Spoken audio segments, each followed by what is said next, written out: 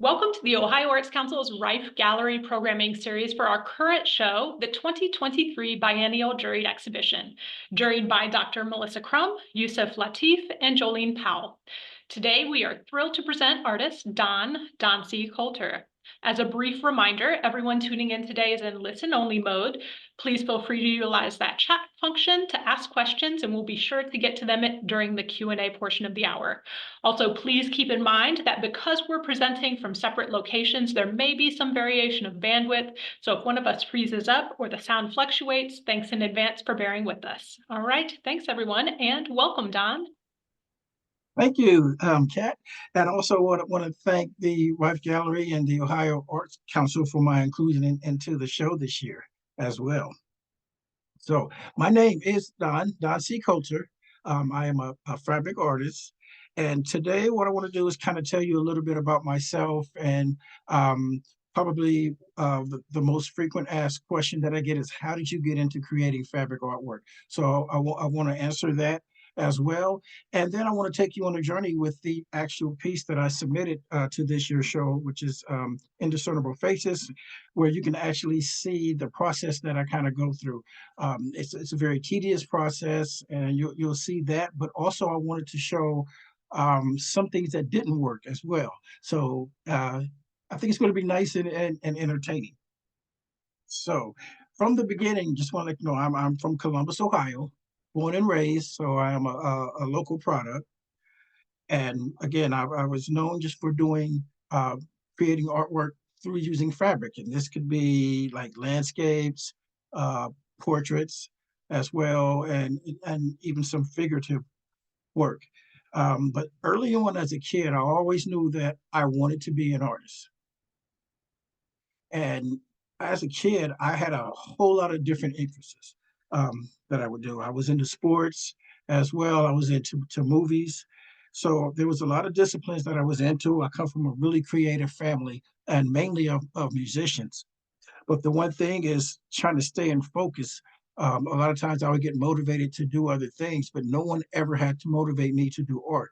That was something that came instinctive to me. And I began to learn that at a very young age. Also, something significant happened during that time was the emergence of hip hop and just the hip hop culture. We're talking graffiti, DJing, breakdancing. I was fully immersed in that. And eventually that started to show up in the artwork that I was creating.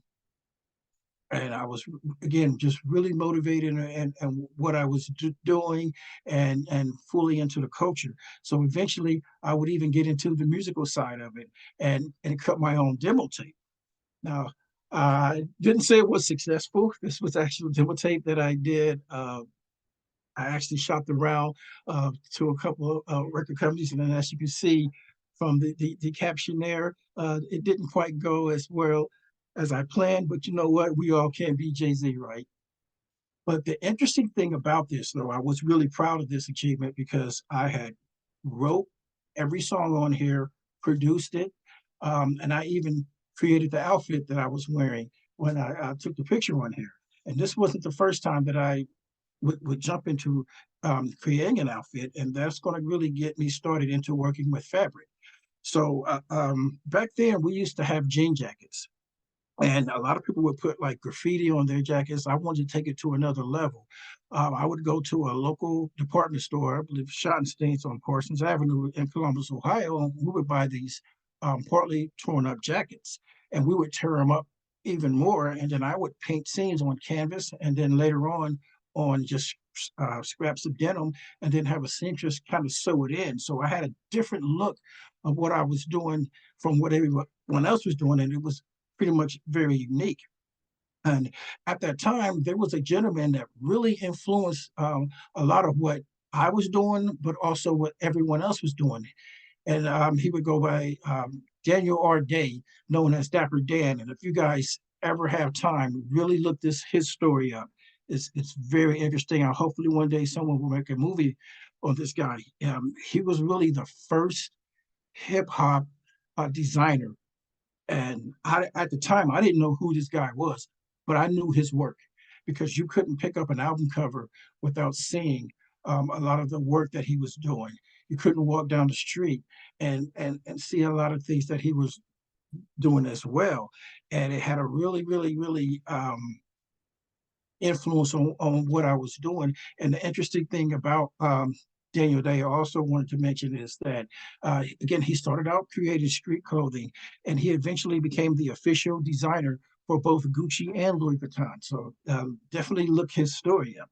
So knowing that he had that influence, again, I didn't know who he was, but I knew his work. It started to change kind of like what I was doing. So I was kind of shying away from maybe the art side, and I was focusing more on patterns and the more the look. And then eventually I would start just creating artwork freehand with some of the jackets that I was doing. So with that, I really took an interest into fashion, and I enrolled into CCAD, Columbus College of Art and Design. Now, even though I majored in ad design and I minored in illustration, I still had this thing for fashion, so I still took some fashion courses as well.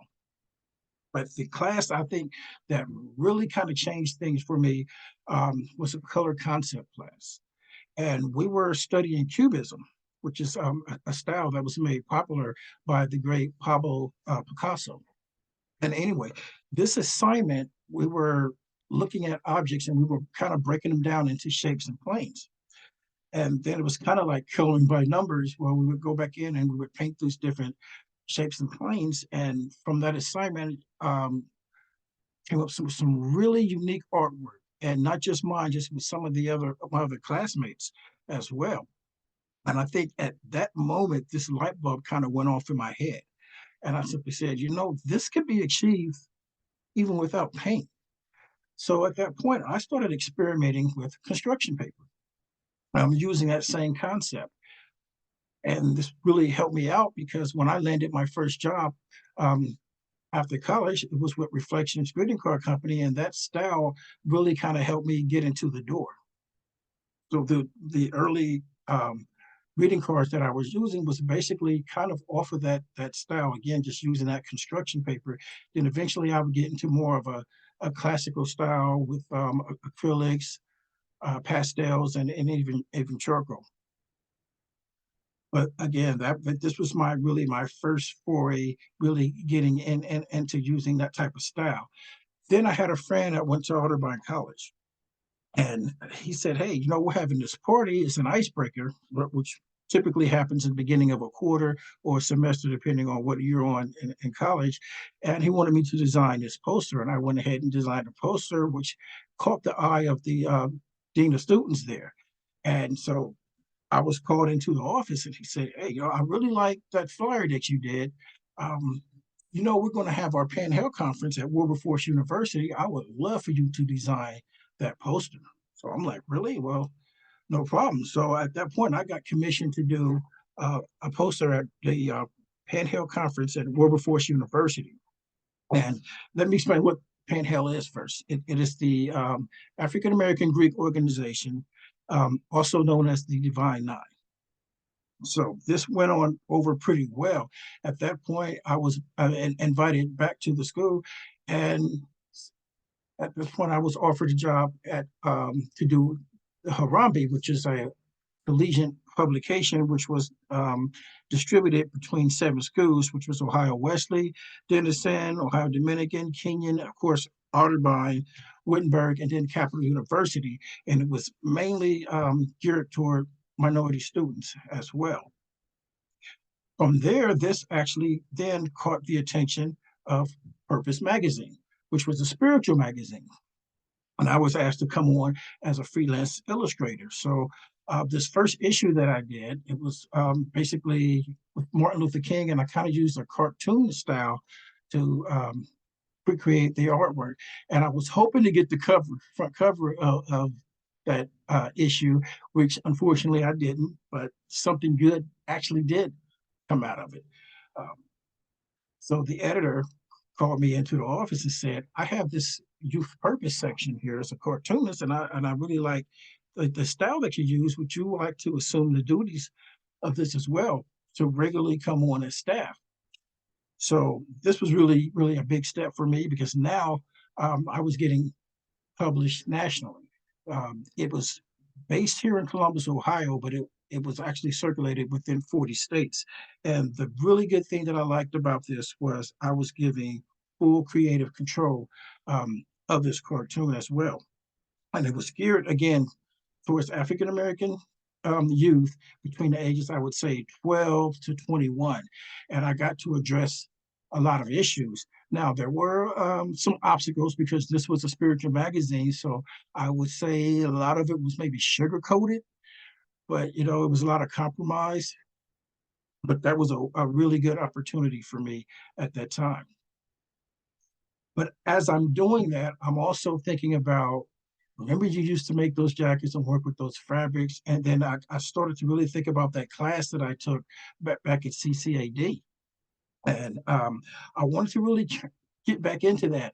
But I said, but this time I'm not going to use construction paper. It's like, what if I do this and I change the medium? What if I start using fabric? And then I actually use leather and suede as part of my base fabric.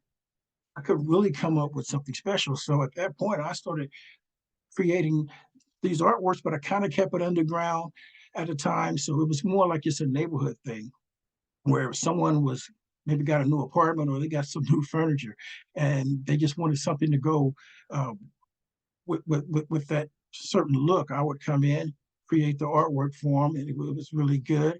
And in the beginning, I really wasn't charging people for this artwork. I was actually doing it for free. I would really cut deals with them to simply say, you know what, you buy the fabric, I'll do the artwork, just let me keep the fabric. And if I did charge people, it really wasn't that much. Also, at the time, I was also being mentored by an older artist at the time who really didn't have the same vision that I have with the fabric artwork. Um, and again, this was in the infancy stage, so it wasn't what it was today.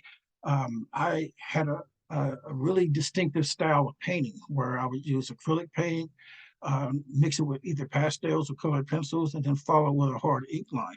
So she really encouraged me to kind of stick with that. She said, what you're doing with the fabric art, I know you love it, you really like it, but it's never going to see the light of day in anyone's gallery, let alone a museum." So I really got serious about the painting, and so that's what I kind of focused on. But at the same time, I was still getting requests to do the fabric artwork every now and then. You're the guy that does the fabric stuff, right? Hey, can you come to my house, look at my color scheme I got? What can we work out something? So I still kind of did it on the side, really didn't charge a lot for it. So as I'm now starting to get my art career going, I also had to get a day job, you know. So I got hired on by a certain mortgage company, and sort of the cat kind of got out the bag that I was an artist. So I would actually get pulled from my assignment and then do a lot of artwork for the desktop publishing division. And back then, there really wasn't any like Google Images. They would use like what they used to call that clip art. So the advantage of having me there was I could actually cater the artwork to specifically what they wanted. And this really worked out for a really good while. And then also, I was still working at the magazine as well. So I would kind of like do double duty and do some of my cartoons also while I'm at the job. And the good thing about that was some of my coworkers, I would actually put them into the cartoons, which at that point kind of became a conflict with the company at that point. So I'm also thinking about branching out on more of on my own as well. And I knew, now is my time to do my own thing. But while I'm doing this artwork for this company, I'm really not getting paid for what I'm doing. So I started demanding again payment for the work that I was doing for them. And they're like, well, what are you talking about? You're collecting a paycheck. That was your payment. So we kind of went back and forth, and eventually they kind of settled with me, and and gave me a $300 gift certificate to Barnes and Noble. So with that $300 gift certificate, I went to Barnes and Noble and I bought 3 books. I bought an art marketing book, I bought an artist guide, and then I bought a road atlas. Now I know what some of you are thinking right now. Couldn't you just go to Google and get all of that? Don't you have a phone? Why would you need a road atlas? Well, that let you know what the time was back then. None of that existed at this point in time. Everything was really manual. And the art marketing book was really good because it showed you how to solicit your artwork, how to approach galleries, agencies, and museums. The artist guide was really great because it gave you a comprehensive look at any galleries, museums, or agents within the United States and Canada at that particular time of that year. And obviously, the road atlas was also really great because it showed you how to navigate uh, the interstate system that we had. So I was kind of locked and loaded. I knew how to do it, and I knew who to show it to, and I knew how to get there. So with that, I started soliciting a lot of my artwork to a lot of galleries, agencies, museums across the country. I think I sent something out to like 50 people, only got 2 replies. But one reply was from Canada. So at that time, I didn't want to travel that far. But I had another one, which was in Washington, D.C., I thought was kind of interesting. It was with Vargas and Associates. So I followed back up with them, set up a meeting, packed up the car, and I drove to DC. And as I'm collecting all of my paintings at the time, I had one friend that said, you know, I like that one particular fabric piece that you have. I think you should take that with you. And at the time, I'm thinking, you know, I don't think they really want to see that. But I said, well, it can't hurt. So I actually packed this piece with me. So when I got to Washington, D.C., it actually was Latham, Maryland. I'm showing all of my artwork. Now, keep in mind, this artwork was a lot of it was hip hop oriented, and it was really about a lifestyle that I was into. So the girl that I met, I think her name was Sarah Thompson. She was brutally honest. She kind of looked at the artwork and she said, "Well, first of all, I love your intensity and I love your painting style. You really have a really good control of your medium. But keep in mind, my demographics are African American women between the ages of 35 to about 60. They're not going to buy this stuff, basically. Um, so you really want to think about that. I really feel bad that you wasted your time. You drove all the way down here, but yeah, I just don't think this is the right fit for you." So at that point, I'm kind of dejected, and I'm packing up all of my artwork and I'm putting it in the car. And I never showed her this fabric piece, and this was actually the last piece that I was putting in the car. And she kind of looked at it and she said, "Wait a minute, what is this?" And I was like, "Oh, this is just some fabric artwork. I kind of do this on the side." And she's like, "I really like this. I can sell this." And then she kind of gave me another scolding look, kind of like she was like that mean aunt. And she was like, "You had this in your arsenal the whole time, and you wasted my time with this other stuff." She was like, "This is what you should be focusing on. I think you should develop this and use the same energy in your paintings as with this stuff as you use with your paintings. This could be something special." She gave me her card and she said, "Come back and see me in a year, but work on this some more." So at that point, I'm sort of semi-motivated, but I knew that some changes were going to have to be made. So at that point, what I did was I started basically touring a lot of galleries, a lot of museums, and I started examining really what other artists were doing, as well as I started going to some jury shows as well, because I wanted to see what type of artwork is being accepted into shows. Um, what are people's approaches to art as well? And so at that point, I said, I'm going to go back to the lab. By the way, the lab is short for laboratory. That's what I call my studio. I said, we're going to start this thing all over again. And we're going to go back to the basics. And we're going to now just break down the subjects from just a simple line drawing. And then we're going to get a basic shape. And then I'm going to match up the fabrics. And then we're going to put this thing together as I did with the construction paper, and we're going to put it together even like a puzzle. But this time I'm going to spare no details. We're going to go full-fledged with this thing. I said, if I can achieve this, I can really have a unique look to the artwork. And then as I'm starting to create the artwork more, I'm starting to now incorporate more materials. Like, why not use real hair when you're creating these pieces as well? And the thing is, I kind of went back to my sports days and said, I want to do this. I want to do a full court press. I want to attack this thing from every angle. It's going to be all fabric, and I'm not going to use any paint at all. And with that, you're going to create a product that's very unique. But also, something happened really significant during that time was that previously before, I think I kind of relied on the material. This time, I'm thinking more or less just make your artwork, just make good artwork.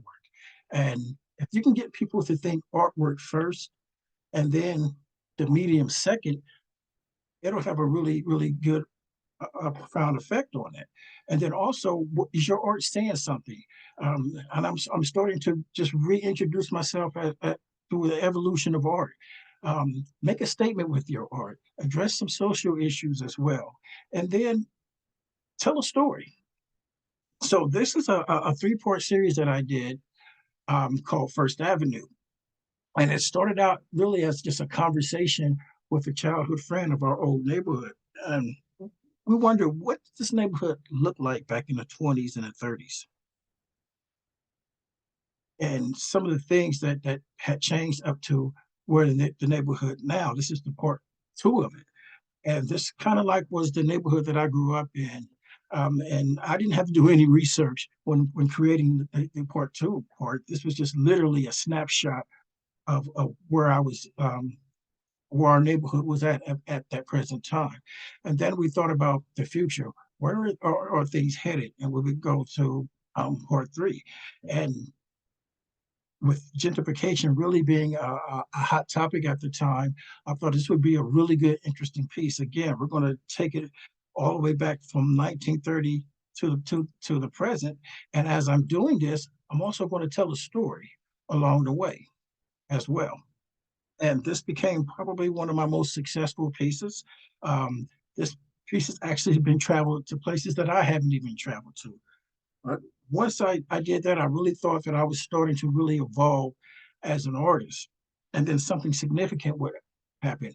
All of a sudden, the art became more marketable. Um, I would get calls to use my images for festivals.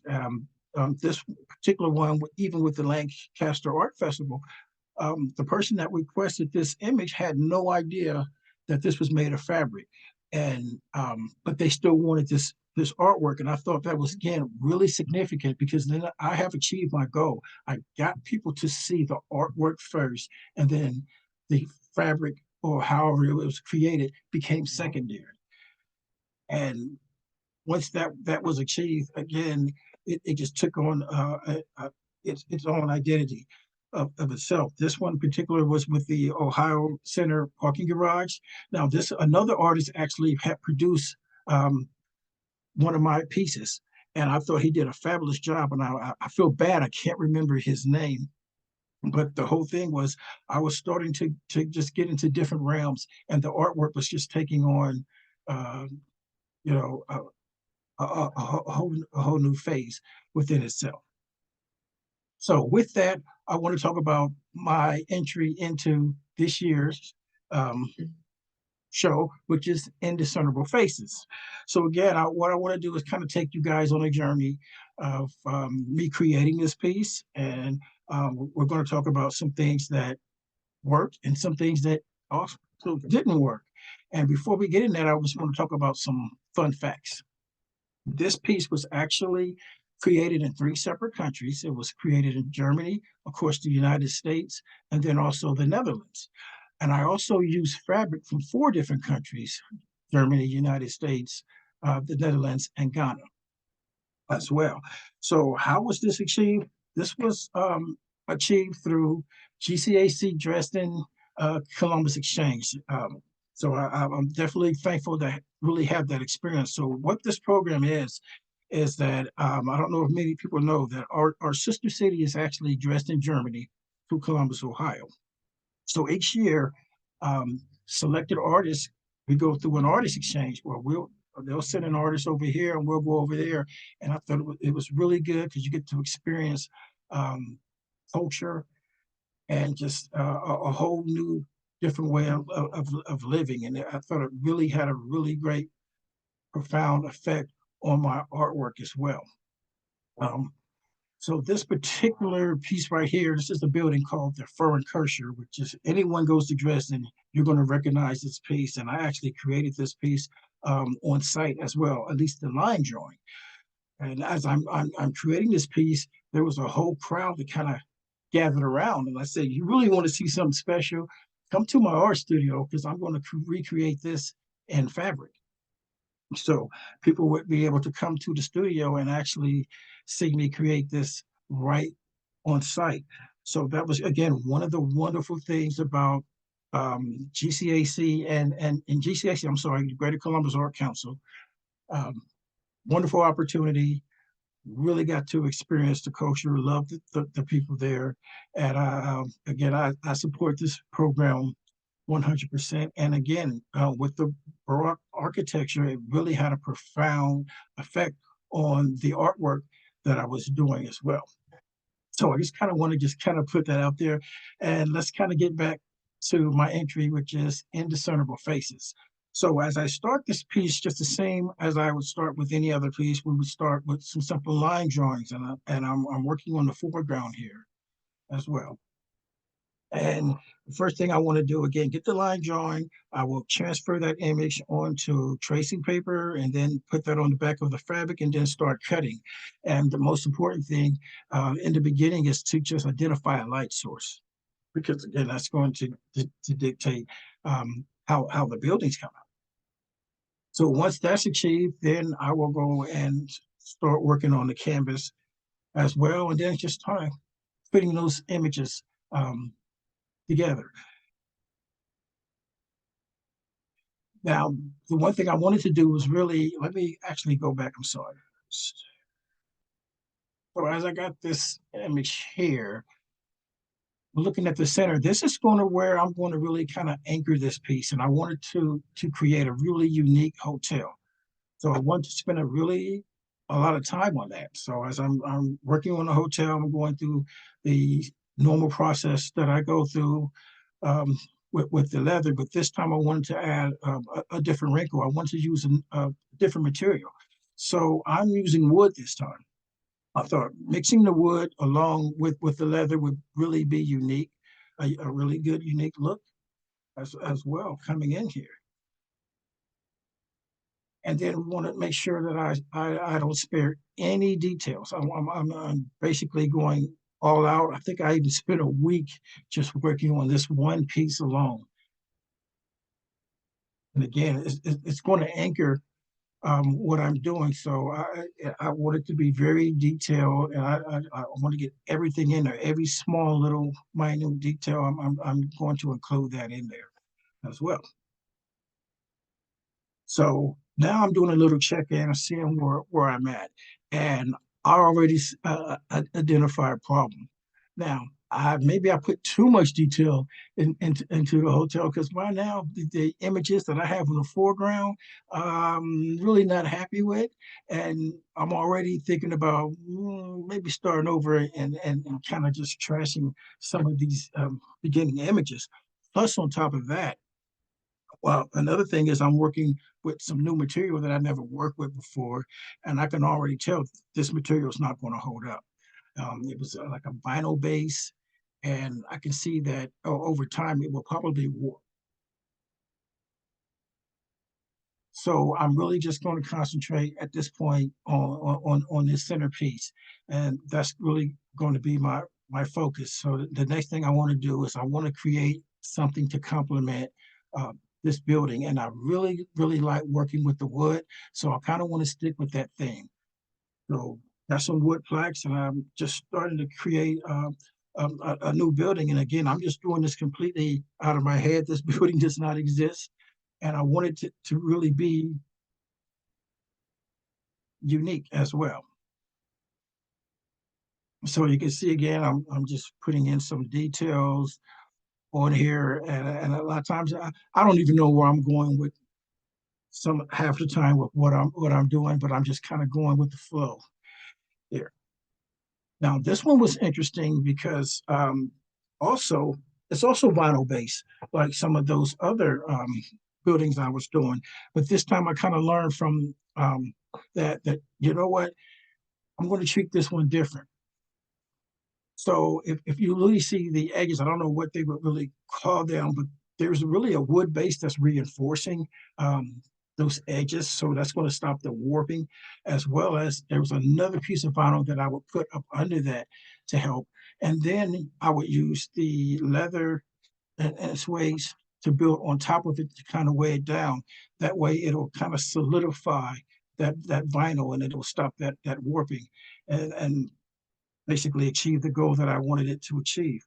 So I'm pretty satisfied at this point with just these three buildings here.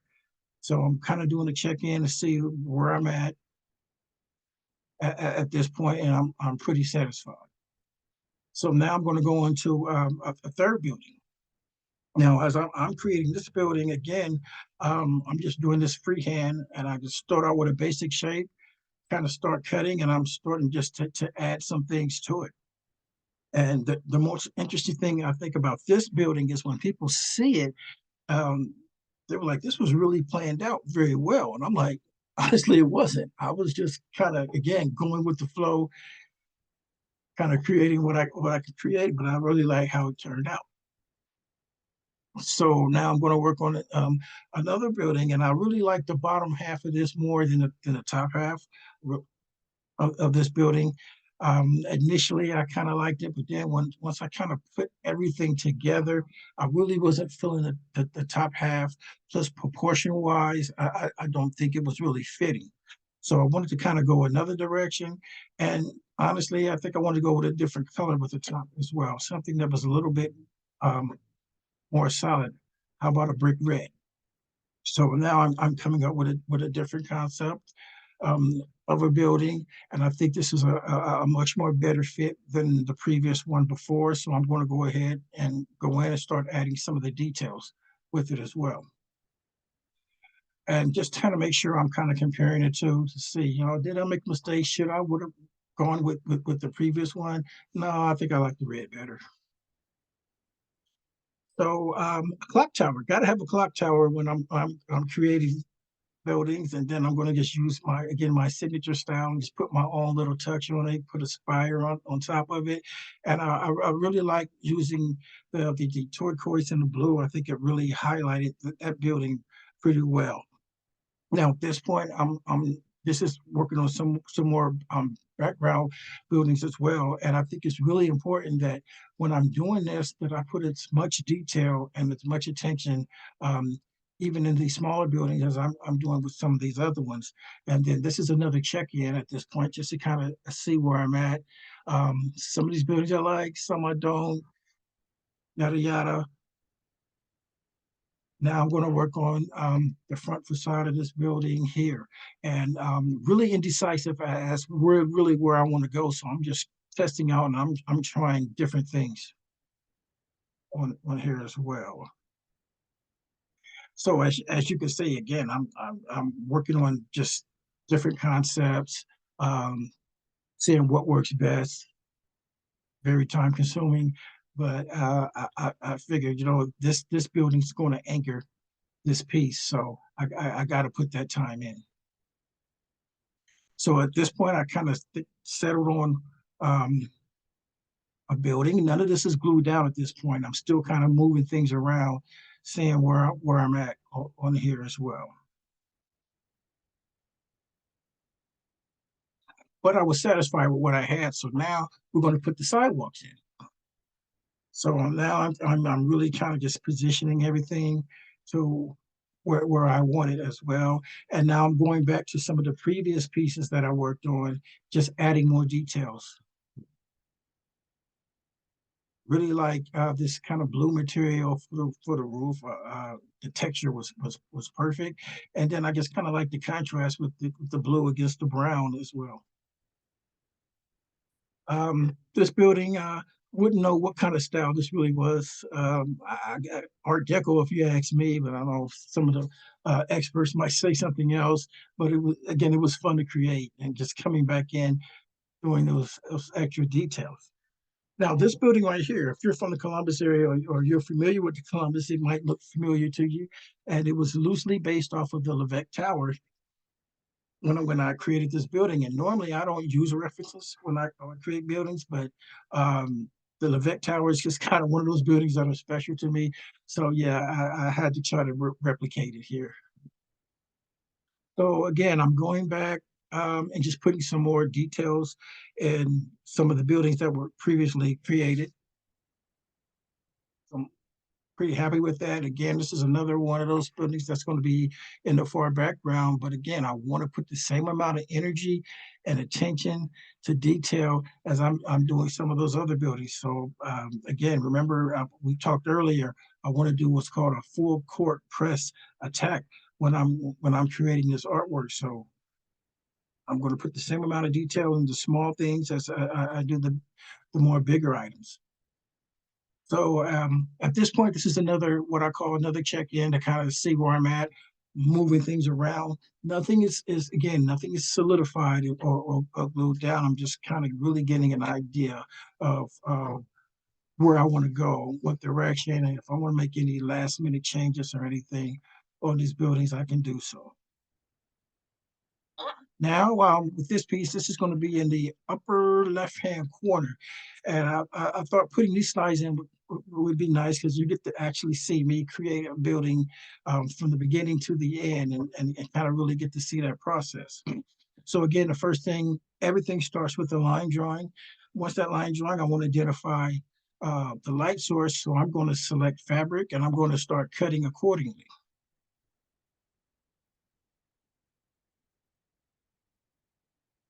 And so I'm having a little trouble with my mouse.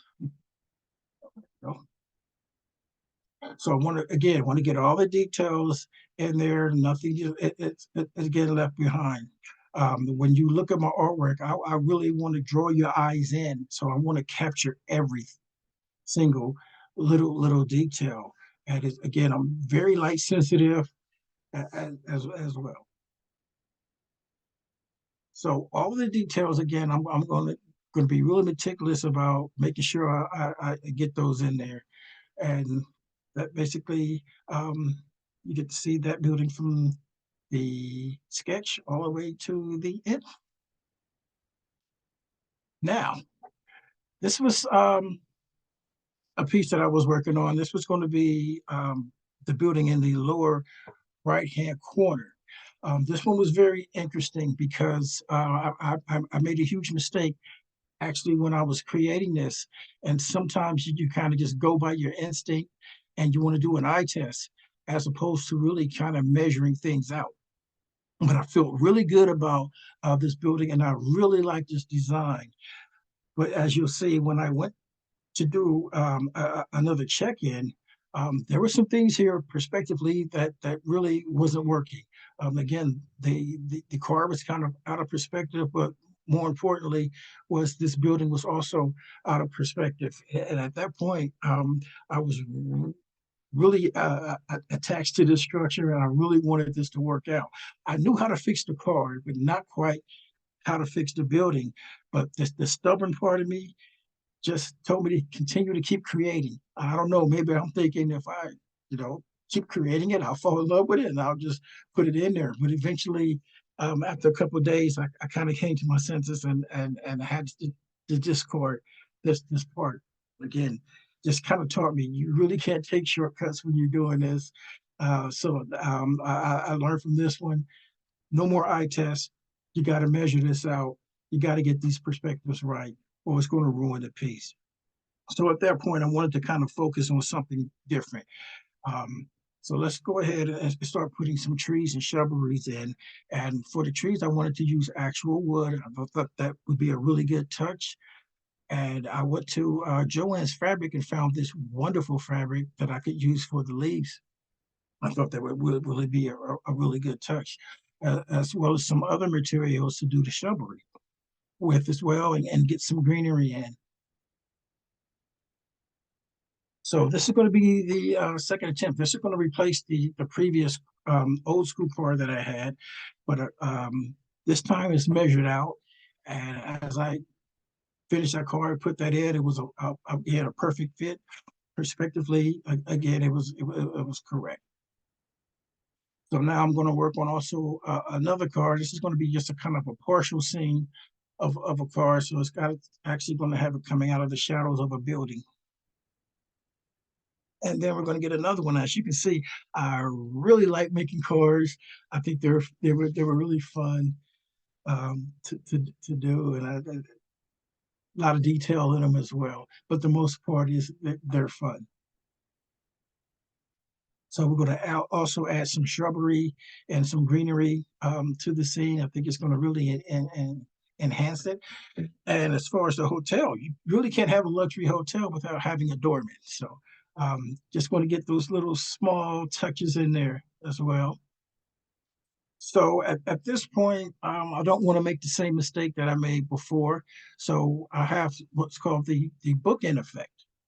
So everything is perfectly now measured from right to left, and I think just using one building on here would be perfect.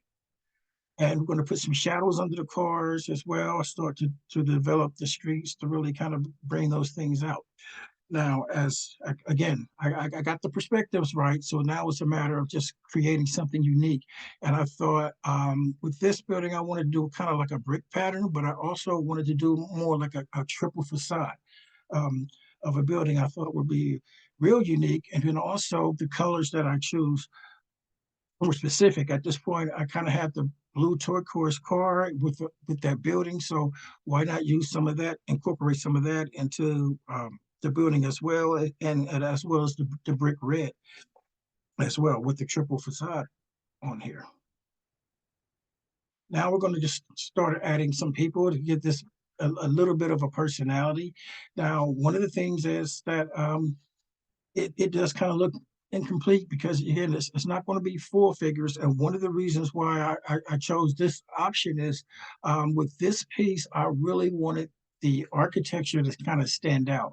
And a lot of times when you start to create figures, they tend to dictate the narrative. So I thought I just want to do a suggestion of people as opposed to full body figures, but still have some of the interactions that were like with someone coming out of the store. And if you're going to be wearing jeans, why not go with denim? Use real denim on the jeans as well.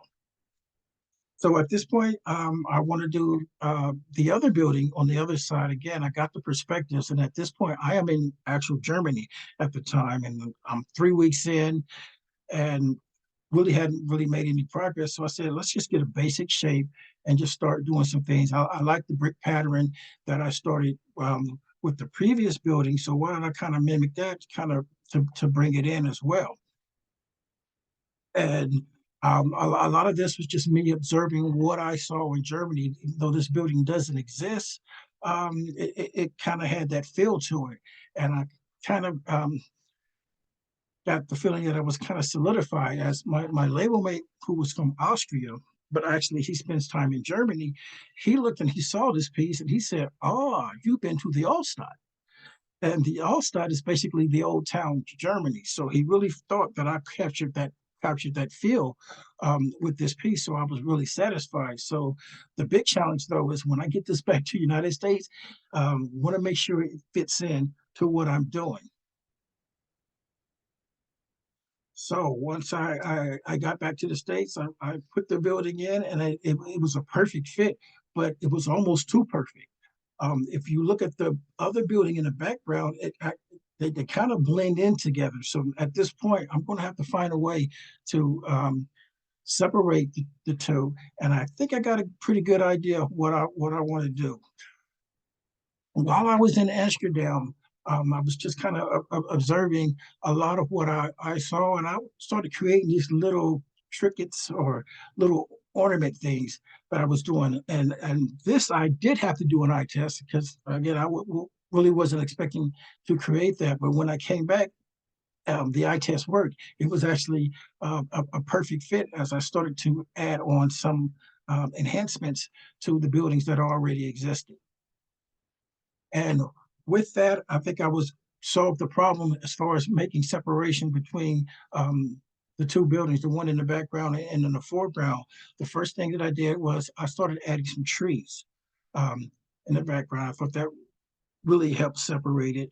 But then also I started adding more colors, some yellows, and using the white dots to really make this building kind of stand out. So from that standpoint, I thought I was really successful again, just separating those two buildings and making one stand out from the other. And being in Eastern Europe, being in Amsterdam, being in Germany, Italy, I had to put a cyclist in here. That was just something just kind of reminded me of that time there. So as I'm really coming down the stretch at this point with this piece, and I want to put another car in there as well. And I wanted it to stand out, so I'm going to do a taxi cab. I'm just going to be kind of yellow. I really wanted to really kind of stand out because it's going to be in right here in the foreground. So this is something that's probably going to catch your eye when you immediately see the piece. So if that was going to be yellow, the next car is going to also be red. And this one was really going to be a challenge because it was also going to be in the shadows of a building, but also coming out of the shadows. So this was something different that I haven't done before, but I was up for the challenge. Hopefully I was successful in doing that as well. And the most important part was the details really had to be exact because again, this is going to be in the front of the piece, and this is probably going to be one of the first things that catch your eye. So this was another check-in um, at this point to kind of see where I was at and how things are going as well. I'm pretty satisfied with that. So now it's time to really bring the artwork home. Another thing I wanted to do was I had kind of like a department store um, vibe kind of going. So why not do some window dressing as well? Get some mannequins in there as well. I think the ladies will love that touch as well. Now, I know we're a little bit pressed on time, so I'm kind of go a little bit fast, but I have this really interesting story that I want to talk about with this green fabric. So I would say about 2 years ago, I was in Joann's fabric store and I was looking at some moss. And I thought, this green moss would be nice to do some artwork with, but the only problem is with it would disintegrate over time. I was like, wouldn't it be nice if there was some type of fabric that was maybe a plastic base or a foam base that I could use? But at the time, it just didn't exist. And this kind of tells me one of those things where I was in the right place at the right time, that I was meant to be there. So I'm in Germany and I go into this small art store, and lo and behold, I find this fabric there, and I bought it up as much of it as I can, and it really came in handy. So I kind of use that also on some of the pieces. Now I'm just putting the final touches in. We're bringing this thing home. I really like the kind of checker pattern that I use for the interior of the cap, and then also on the hubcaps. That was some material that I got from Ghana. My biggest regret is I didn't get enough of this material. I really wish I had really used more of it. Uh, Again, we're going to put a centerpiece on here as well and get some of those last minute details. And also the last minute details on the car. Again, I thought it would be really important because again, these pieces are going to be one of the first things that you see. So the details had to really be perfect on that one. So at this point, this piece is like 98% done. I'm just going to add some smaller details to it. But overall, that was it. And that is my conclusion to Indiscernible Faces. So I'm going to turn everything over to Kat. Wow, Don, the having you take us through the process of your making, it is so intense. Um, so, let's start off with maybe a real simple one. What's the most difficult fabric you've worked with thus far? The most difficult fabric that I work with by far would be denim. That was my challenge because a lot of times with the leather, you get kind of grooves. It's easy to kind of cut if you go with the grain, but with denim, it's more of a rugged fabric. So a lot of times I'll use the X-Acto knives, but then I'll have to actually come in with scissors as well.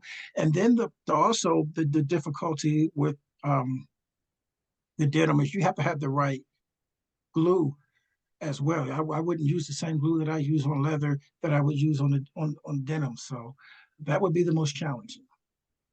So I'm curious, Don, you clearly have a really standard practice. You are working, it looks like, every single day. Can you take us through a day in the studio with Don?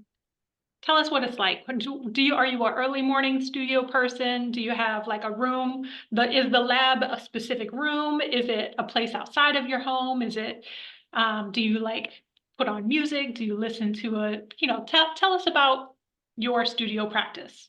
Yeah. So well first of all, I don't do it every day. Honestly, especially with a piece like this, I will take breaks. Typically, I'll take a week off in between time.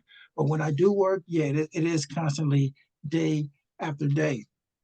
So the beginning of my process, I'll start as early as possible. Um, I'll shut my phone off, pour a glass of wine, kind of get myself in the mood, throw the music on, and then get working. And a lot of times when you're working with a piece like this, you don't think about the overall picture. Right now, you have to have tunnel vision. So if I'm working on one building, that's the only thing I'm focused on for that day. Is I'm just going to complete that building and make sure I get all of the details in.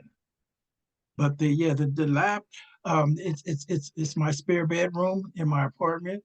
That's pretty much where I work at. But now I've expanded it. It's the living room, it's the kitchen, it's the patio. Now it's a friend studio as well. So it's expanding as I'm starting to do larger and larger pieces of work.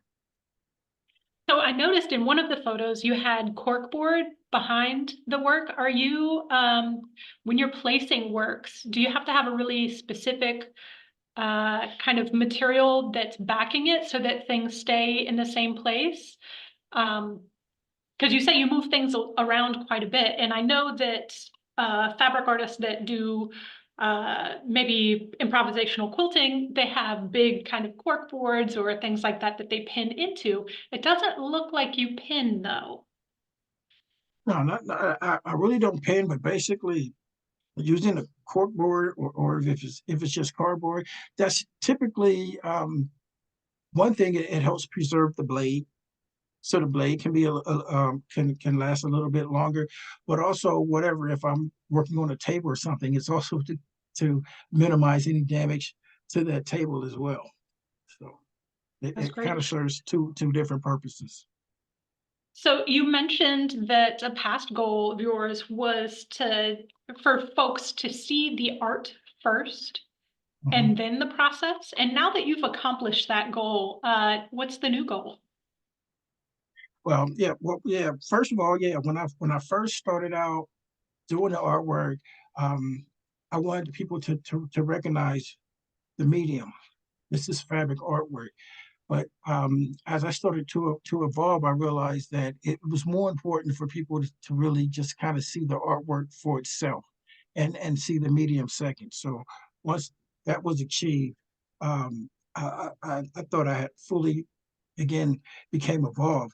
So the next step is just to continue to evolve as an artist. And one of the things that I like to do is, if you notice, there's a bird that I use as my trademark. And basically, that bird basically means that there's no limitations to what I can do. So I'm always learning and I'm always willing to learn and expand what I do. So, and I know a lot of times that doesn't really work out, especially when you have agents and gallery representatives. They kind of want to keep you in a certain box because, and I understand from their point of view. They basically they know their clients, and this is what their clients want. But at the same time, you have to respect me as an artist. I am always trying to grow, and I still want to expand. and do different things. And that's kind of pretty much where I'm at right now. Yeah, I still do the old things, but I also want to do new things as well. Keep learning. So how many pieces do you tend to work on at a time? Typically no more than two at a time, because once you start doing more than that, what I've learned is that you start to lack some of the details. So the only way to really kind of stay focused on what you're doing is again try to minimize um, as many pieces that you're working on at one time. Because again, I don't want to get to a point where I'm over consumed with production, and when you start doing that, you start losing a lot of your details in your work, and it'll start to show. There is no loss of detail in in discernible faces. There is zero loss of detail there, for sure. I think what's really compelling about the work is that it is clear that you are absorbing and then outputting your experiences. Like you can see the Baroque architecture, you can see the crush and frenzy of a tourist city. Um, there's such a delightful frenzy of activity in that piece.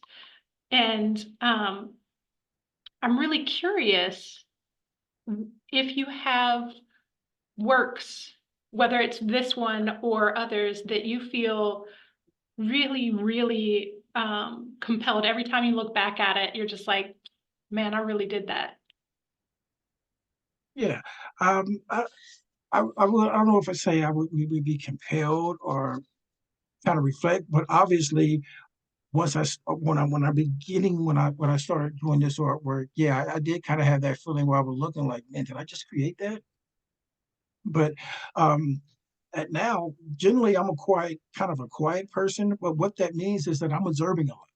So I could be driving down the street with someone, and they'll see me staring at a building. I'm like, "Hey, you all right?" I'm like, "No, I'm taking into detail because I'm figuring out, okay, how am I going to break this down? And if I was going to create this in a piece of art, uh, again, how do I break it down? What kind of materials would I use? This would really look good with this fabric and that fabric." So I'm always observing it and kind of taking things in. And my job as an artist is to kind of translate that through their artwork. Everything is material, which is Yeah. just such a treat to see. I mean, you really can see it in this work. Another thing that I really appreciate, like I can see that color concepts coming through in this. I can see your design modalities coming through. You play a lot with the viewer in pushing and pulling them with your perspective and flattening based on the cut. Like you are both expanding and flattening the work based on how you are putting it together. And so um, I'm curious, how do you know when a piece is finished? That's actually a really good question. And sometimes I really don't know. I have to physically tell myself, okay, stop. It's kind of done, because even with this piece, I'm looking at it. There's some more things I could add to it as well. So that's always the challenge with myself, and I'm sure with a lot of other artists that are detail oriented, is knowing when to put that knife down, when to put that paintbrush down, when to put that pencil down. When the piece is completed. Because and also I started taking snapshots at a lot of the artwork that I'm doing, and I can see a piece that's maybe 60 to 75% done, but then I look back on it and like, I probably could have stopped right there. Um, I was really at a good piece. Did I go overboard with what I was doing? So that's always a question that you really kind of ask yourself, but that's something I struggle with. So in this piece, in Indiscernible Faces, clearly it's important that you removed all indication of actual skin tone, which I think is really interesting. Like you gave us all the bits and bobs beyond that, including hair, you know. Um, is this the first time that you have done that? And why did you choose to do that for this piece specifically? Yeah, and this is the first time I did it was with this specific piece, and a lot of that was kind of motivated by the previous piece that I had done. I thought that when I was working on this piece, um, from the standpoint of the architecture, I was really onto something, and it was really detailed. But when I started to put the people in it, and I kind of touched on this before, it overtook the narrative. And I thought a lot when people saw that piece, they kind of talked about the interaction of the people.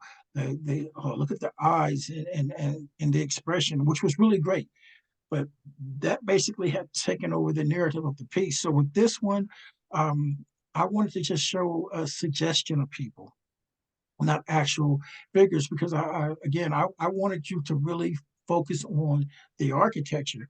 And honestly, when I started doing the cars, the automobiles on here, I was a little worried as well to have that same effect. Would that kind of take over the narrative as well? But so far from the response, I'm kind of liking what I'm hearing. That again, the focus was more on the architecture, but that was pretty much the motivation of doing that.